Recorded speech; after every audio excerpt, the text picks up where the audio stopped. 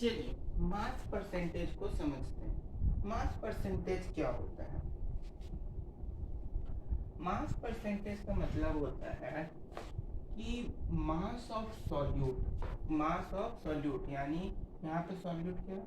ये glucose. Mass of solute dissolve in पर 100 gram of solution, यानी जो सॉल्यूशन है 100 ग्राम का, उस 100 ग्राम पर 100 ग्राम के सॉल्यूशन में एक्वा सॉल्यूशन में पर 100 ग्राम एक्वा सॉल्यूशन में जो सॉल्यूट डिसॉल्व होता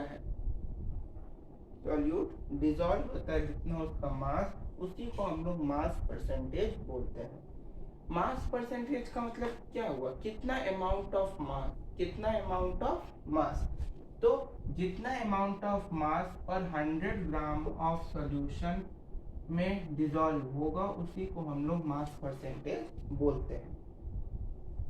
बात समझ में आई? जिसको जितना समझ में आई, जिसको कि हम लोग वेट बाई वेट, W का मतलब क्या होता है? वेट बाई वेट से डिनोट करते हैं। इसको ऐसे समझो कि जैसे अगर कहीं लिखा है 10% of weight by wait glucose solution, 10% of weight by wait glucose solution, इसका मतलब कि 10 ग्राम ग्लूकोज डिसॉल्व्स इन पर 100 ग्राम ऑफ इट सोल्यूशन, यानी आपने 100 मतलब ये टोटल कितना है? 100 ग्राम। 10% का मतलब हो गया 10 ग्राम ऑफ ग्लूकोज डिसॉल्व्स इन पर 100 ग्राम ऑफ इट सोल्यूशन, पर 100 ग्राम ऑफ इट सोल्यूशन। आपने 100 ग्राम जो खुद का उसका सोल्यूशन है, उसमें 10 ग्राम ग्लूकोज को डिसॉल्व किया, यानी 10% जो है ग्लूकोज जो है उस ग्लूकोज सोल्यूशन में डिसॉल्व किया, उसी को हम लोग वेट बाई वेट बोलते हैं। तो मास परसेंटेज का सिंपल फॉर्मूला क्या हो जाएगा? मास परसेंटेज का मास ऑफ ग्लूकोज, मास जो होगा ग्लूकोज का जो मास है, mass of glucose by mass of solution, mass of glucose by mass of solution into 100, क्योंकि परसेंटेज है तो 100 से मल्टीप्लाई कर देंगे। तो मास परसेंटेज का क्या फॉर्मूला हो गया? मास ऑफ ग्लूकोज यानी mass of solute by mass of glucose solution यानी मास ऑफ सॉल्यूशन इनटू 100। इसको सिंपल वे में लिखें तो mass percentage is equal to mass of solute by mass of solution into 100। समझ में बात आ गई? अब इसी पे बेस्ड एक छोटा सा क्वेश्चन है, उसको करते हैं तो समझ आ जाएगा अच्छे से। लिखा है 20 gram of glucose dissolve in H2O water, H2O मतलब water, to make 500 millilitre of glucose solution, find mass percentage, यानी हम लोग को मास परसेंटेज निकालना है। Assume density to be 1 gram per millilitre. यहाँ बोल क्या रहा है? सिंपल यही फॉर्मूला लगेगा, मास सॉल्यूशन, यही वाला फॉर्मूला लगना है। तो देखो कैसे करते हैं।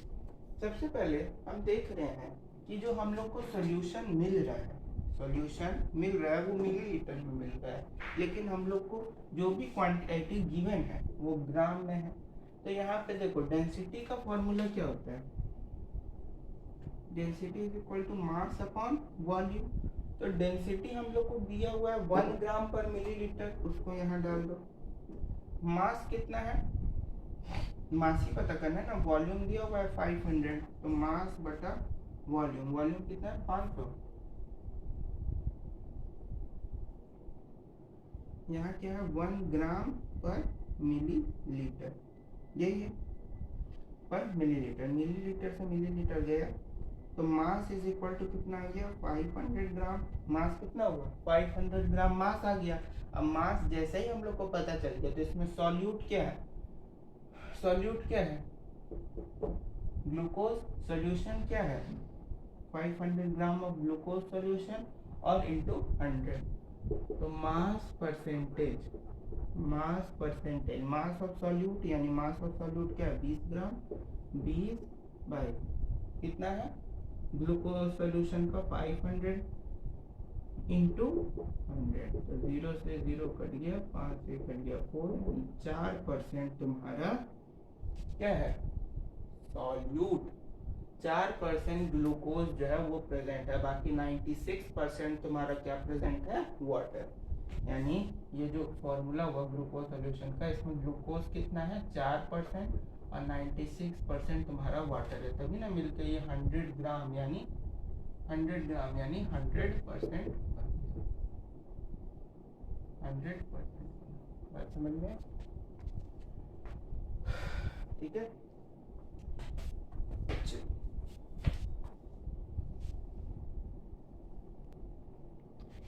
चलिए वॉल्यूम परसेंटेज को देखते हैं। मास परसेंटेज में हम लोग क्या देखे थे कि mass of solute dissolve in पर 100 ग्राम, यानी मास को हम लोग ग्राम में मेजर करते हैं और वॉल्यूम को हम लोग किस में मेजर करते हैं मिलीलीटर में। वॉल्यूम को हम लोग किस में मेजर करते हैं मिलीलीटर में। तो वॉल्यूम मतलब volume of solute dissolve in पर 100 मिलीलीटर ऑफ इट्स सॉल्यूशन, यानी 100 मिलीलीटर ऑफ सॉल्यूशन में जितना वॉल्यूम ऑफ सॉल्यूट डिसॉल्व होगा वही उसका क्या हो जाएगा वॉल्यूम परसेंटेज हो जाएगा, जिसको हम लोग V volume by volume, V by V मतलब वॉल्यूम बाय वॉल्यूम से डिनोट करते हैं, जिसका फॉर्मूला क्या होता है volume of solute, volume of solution into 100। बात समझ में आ गई। अब इसको कैसे करेंगे क्वेश्चन से देखते हैं। If 50 millilitre of carbonic acid H2CO3 क्या है कार्बोनिक एसिड, जो कि कार्बन डाइऑक्साइड और रेन वाटर के मिलने से बनता है, बताया गया। 50 milliliter of carbonic acid dissolves in 100 milliliter of water to make 120 milliliter of acidic solution aqueous. Find volume percentage of carbonic acid। तो देखते हैं इसका सोल्यूशन यहाँ करता हूँ। सोल्यूशन में समझो, सबसे पहले हम लोग को दिया हुआ है 50 मिलीलीटर, यानी वॉल्यूम ऑफ सॉल्यूट दिया है, वॉल्यूम ऑफ सॉल्यूशन भी दिया हुआ है, वॉल्यूम ऑफ सॉल्यूशन भी दिया हुआ है, तो निकाल लेते हैं, सिंपल है। वॉल्यूम ऑफ सॉल्यूट क्या है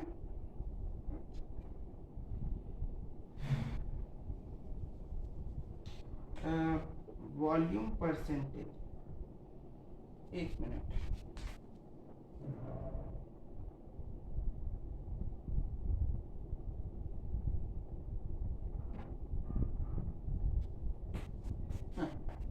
वॉल्यूम परसेंटेज यानी volume of solute, volume of solute क्या 50 by volume of solution, solution का वॉल्यूम कितना है 120 इंटू 100 इंटू 100, तो 0 से 0 कट गया,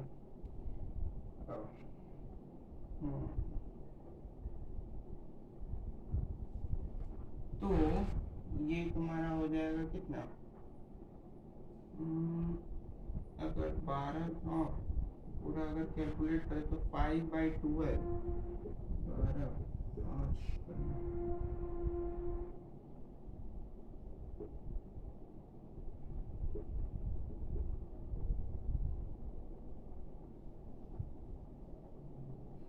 0.41, तो 0.41 इंटू 100, 0.30 के नीचे 100, 100 से 100 कट गया 41%। अब 41% तुम्हारा क्या है सॉल्यूट, 41% तुम्हारा सॉल्यूट है। अगर हम लोग को पूछेगा कि volume percentage of carbonic acid, और अगर यही जोड़ देता volume percentage of water, volume percentage of water, water का निकालिए, तो 41% किसका है कार्बोनिक एसिड का, ये किसका है 41% कार्बोनिक एसिड का H2CO3। और अगर और बोलता कि वाटर का निकाले तो 100% तो सोल्यूशन है, ये है सोल्यूशन कितना होगा 100%, उसमें से 41% को माइनस कर देंगे, 100 में से कितना माइनस कर देंगे 41%,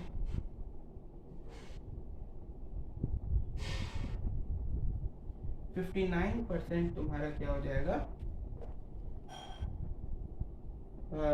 वाटर। वाटर कितना हो गया 59% और 41% क्या हो जाएगा, सोल्यूशन, सॉल्यूट हो जाएगा। समझ में बात आ गई। तो वॉल्यूम परसेंटेज भी सीख गए। अब एक छोटा सा और टॉपिक है, नंबर ऑफ मोल्स को कैसे कैलकुलेट करते हैं। नंबर ऑफ मोल्स को कैलकुलेट करने का सिंपल तरीका यहाँ बताते हैं। नंबर ऑफ मोल्स क्या होता है, मोल इज इक्वल टू जितना मास गिवन है, given mass by molar mass. Molar mass यानी मॉलिक्यूल का जो मास होता है, मॉलिक्यूलर मास को ही मोलर मास बोला जाता है। मोल को हम लोग डिनोट करते हैं स्मॉल एन से, गिवन मास को कैपिटल डब्ल्यू से, मास परसेंटेज में देखिए वेट से। मोलर मास को किससे डिफाइन किया जाता है, कैपिटल एन से। तो मोल को निकालने का फॉर्मूला क्या हो जाएगा, number of moles is equal to, ये क्या हो गया, number of mole is equal to given mass डब्ल्यू by molar mass n. Number of mole यानी n is equal to given mass और मोलर मास यानी मोलर मास या मॉलिक्यूलर मास, को ही मोलर मास बोला जाता है। बस ये नंबर ऑफ मोल्स निकालने का फॉर्मूला। अच्छा, उसके बाद हम लोग एक चीज और देखते हैं,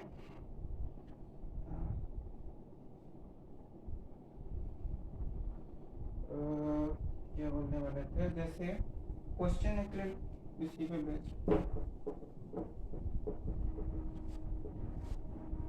जैसे बोल रहा है क्वेश्चन, देखते हैं। एक क्वेश्चन है कि find the number of mole of 10 gram of glucose. Find n of 10 gram of glucose 10 gram glucose के n में, मतलब नंबर ऑफ मोल्स निकालें।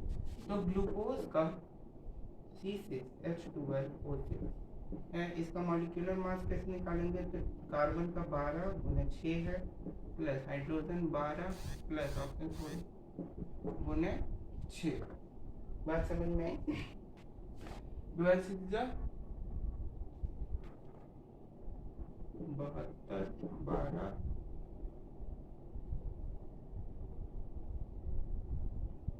2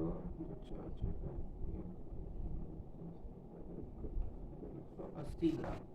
180 ग्राम तुम्हारा किसका हो गया, ग्लूकोज का। ग्लूकोज का 180 ग्राम तुम्हारा क्या आ गया, मास आ गया। मॉलिक्यूलर मास समझ गए ग्लूकोज का कैसे, किसी भी कंपाउंड का कैसे निकलता है, ग्लूकोज का निकालिए।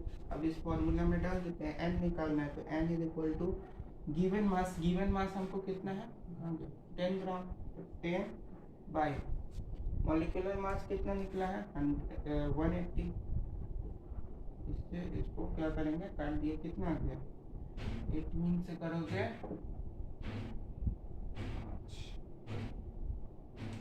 0.5,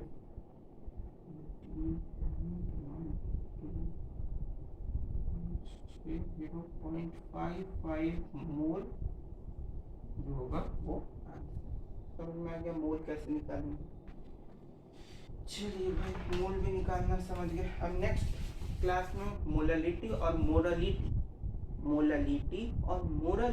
इन दोनों को निकालना भी बताएंगे, ठीक है।